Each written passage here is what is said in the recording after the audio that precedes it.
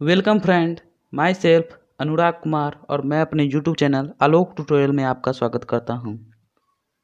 Previous video में हमने देखा था मैथ एनालिसिस, जिसमें हमने जाना था मैथ एनालिसिस का थ्योरी और मैथ एनालिसिस का न्यूमेरिकल। और आज हम जानेंगे मैथ एनालिसिस का सेकेंड टाइप न्यूमेरिकल और सुपर मैथ के बारे में।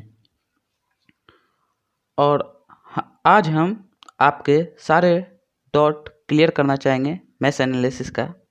ओके, तो first question, find the current in branch A B by using mesh analysis. Mesh analysis से ब्रांच ए और बी से कितने करंट फ्लो हो रहे हैं उसे हमें मैथ एनालिसिस से फाइंड करना है। या मैथ एनालिसिस की जगह कभी कभी किरचॉफ वोल्टेज लॉ भी लिखा हुआ होता है। ओके, तो इस तरह के क्वेश्चन को हम डील करेंगे। सबसे पहले इस इलेक्ट्रिकल नेटवर्क में कितने मेश प्रेजेंट हैं हमें फाइंड करना है। मेश किसे कहते हैं? किसी भी इलेक्ट्रिकल नेटवर्क का वह सबसे छोटा लूप जिसे हम और छोटे लूप में डिवाइड नहीं कर सकते हैं उसे हम मेश कहते हैं। तो इस इलेक्ट्रिकल नेटवर्क में फर्स्ट मेश, सेकेंड मेश और थर्ड मेश, टोटल इस इलेक्ट्रिकल नेटवर्क में 3 मेश प्रेजेंट है। There are 3 mesh present in electrical circuit. Second step, हम प्रत्येक मेश में हम एज्यूम करेंगे कि करंट क्लॉकवाइज डायरेक्शन में फ्लो कर रहे हैं। तो मेश 1 के लिए I1 करंट फ्लो करेंगे क्लॉकवाइज डायरेक्शन में, मेश 2 के लिए I2 करंट फ्लो करेंगे क्लॉकवाइज डायरेक्शन में, और मेश 3 के लिए I3 करंट क्लॉकवाइज डायरेक्शन में फ्लो करेंगे। थर्ड स्टेप, अप्लाइंग KVL इन मेश 1। प्रत्येक मेश में हम अब KVL लगाना है, तो सबसे पहले मेश 1 में हम KVL अप्लाई करेंगे।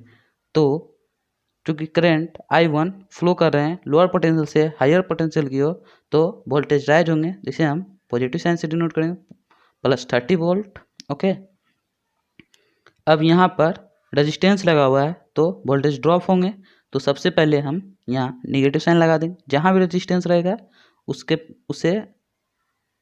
उसके सामने आपको निगेटिव साइन लगाना है। ओके, तो -6 करंट इससे I1 फ्लो हो रहे हैं, तो -6 I1, और फिर ये रेजिस्टेंस 6 ओम का है, तो इससे भी करंट I1 फ्लो हो रहे हैं और I2 भी फ्लो हो रहे हैं। I2 इस मेश से फ्लो हो रहे हैं और इस मेश में I1। तो सबसे पहले मेश 1 के लिए हम लिख रहे हैं KVL इक्वेशन। तो हमें -6 सबसे पहले वोल्टेज ड्रॉप हो रहे हैं, तो -6, और मेश 1 के लिए लिख रहे हैं तो I1 माइनस मेश 1 का करंट माइनस मेश 2 का करंट होगा। ओके, तो I1 माइनस I2। जब इसे आप सॉल्व कीजिएगा तो -12I1 + 6I2 इक्वल टू ये 30 इक्वल टू के अपोजिट साइड जाएंगे तो -30, equation first. Okay, applying KVL इन मेश 2। मेश 2 में हमें अब KVL अप्लाई करना है। ओके, तो हम यहाँ से स्टार्ट कर रहे हैं, कहीं से भी आप स्टार्ट कर सकते हैं। ओके, तो -3 करंट I2 फ्लो हो रहे हैं, तो वोल्टेज ड्रॉप, रेजिस्टेंस है तो वोल्टेज ड्रॉप होंगे, तो -3 I2। यहाँ पर रेजिस्टेंस है, माइनस लगा दिए। सबसे पहले रेजिस्टेंस देखने के साथ आपको माइनस लगा दीजिए, क्योंकि रेजिस्टेंस में वोल्टेज ड्रॉप होता है। तो यहाँ पर -3 करंट इससे फ्लो हो रहे हैं, मेश 2 है इसलिए इसमें I2 फ्लो हो रहे हैं, और मेश 3, तो मेश 2 के लिए हम KVL लिख रहे हैं, तो यहाँ पर I2 माइनस मेश 3 का करंट I3 होंगे। ओके, और रेजिस्टेंस 6 ओम का यहाँ लगा हुआ है, तो इससे भी -6 current I2 minus I1। Okay, जब इसे सॉल्व कीजिएगा तो आपको आ जाएंगे 6I1 minus 12I2 + 3I3 equal to 0, equation 2। अब यहाँ पर एक करंट सोर्स लगा हुआ है। ओके, तो इस यहाँ पर आपको अब करना क्या है कि हम प्रत्येक में से करंट का वैल्यू भी फाइंड कर रहे हैं। तो यहाँ पर आपको करंट का वैल्यू दिया हुआ है, मेश 3 में करंट I3 का वैल्यू ही दिया हुआ है 12 एम्पियर की।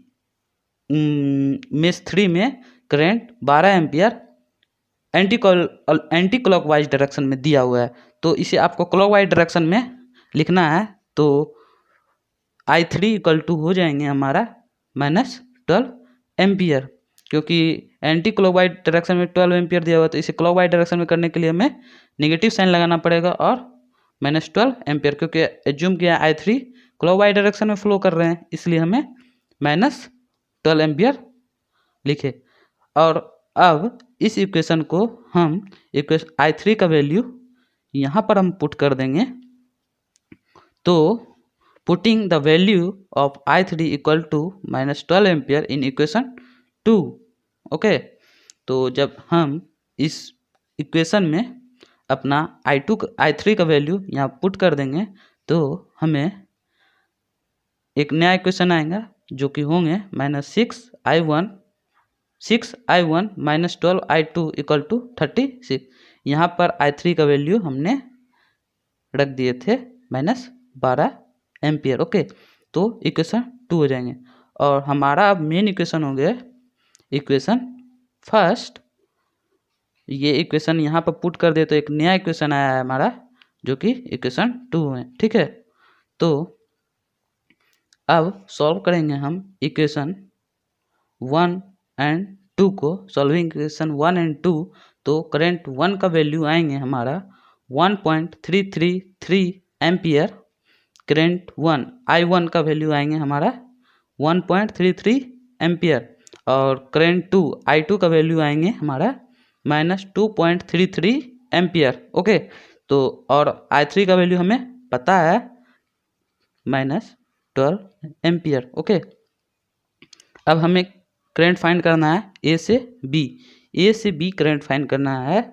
इसे हम I' मान लिए I'। ओके, तो I' A to B current 3 ohm resistance से पास कर रहा है, तो इसे इस मेश में I2 ही करंट फ्लो कर रहे हैं और यहाँ पर I2 करंट फ्लो कर रहे हैं और कोई करंट यहाँ पर नहीं जा रहा है, तो सिर्फ I2 ही करंट होंगे, इसलिए -2.33 एम्पियर ए से बी करंट -2.33 एम्पियर फ्लो होंगे। ओके, या इसे आप लिख सकते हैं IAB 3 ओम रेजिस्टेंस से फ्लो कर रहे हैं करंट 2.333 एम्पियर। इसे आप ब्रैकेट में लिख दीजिएगा एंड एंटी क्लॉक